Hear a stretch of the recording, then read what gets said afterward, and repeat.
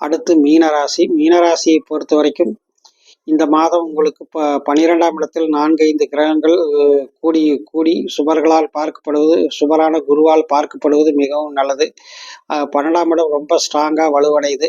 இதன் மூலம் உங்களுக்கு பண செலவுகள், சுப செலவுகள் உங்கள் குடும்பத்தில் உண்டு. உங்களுக்கு ஏதாவது வாகனம் வாங்குவது, இடம் வாங்குவது, வேற ஏதாவது 2 சக்கர வாகனம், அதாவது 4 சக்கர வாகனம் வாங்கக்கூடிய ஐடியாவில் இருக்கிறவங்க தாராளமாக வாங்கலாங்க.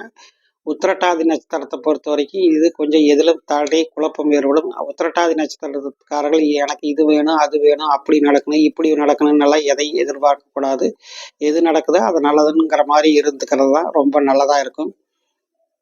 8, 12ஆம் இடங்களில் சுபர்கள் பார்வை இருக்கிற காரணத்தினாலும், 4ஆம் இடத்தில் குரு இருக்கிற காரணத்தினாலும் வெளிநாடு, வெளி மாநிலங்களுக்கு செல்பவர்களுக்கு நல்ல ஆதாயம் உண்டு.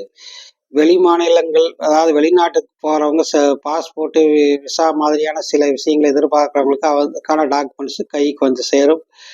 7.5 சனி உங்களுக்கு ஜென்மச்சனியாக நடந்துட்டு இருக்கிற காரணத்தில் ஆஞ்சநேயரை வழிபாடு செய்வதல் நல்லது. ஹனுமன் சாலிசா படிக்கிறதும் உங்களுக்கு ரொம்ப நல்லதாக இருக்கும். சனிக்கிழமை பிடிங்க. மற்றபடி உங்களுக்கு இந்த மாதத்தை பொறுத்த வரைக்கும் ரொம்ப நல்லாவே இருக்கும். ஜென்மச்சனியை பற்றி பெருசாக ஒன்றும் கவலைப்பட தேவையில்லை. உத்திரட்டாதி நட்சத்திரங்கள் சற்று ஜாக்கிரதையாக இருக்கிறது நல்லது.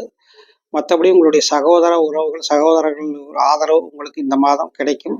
அதன் மூலம் சில நற்பலன்களை அடைவீர்கள். நன்றி.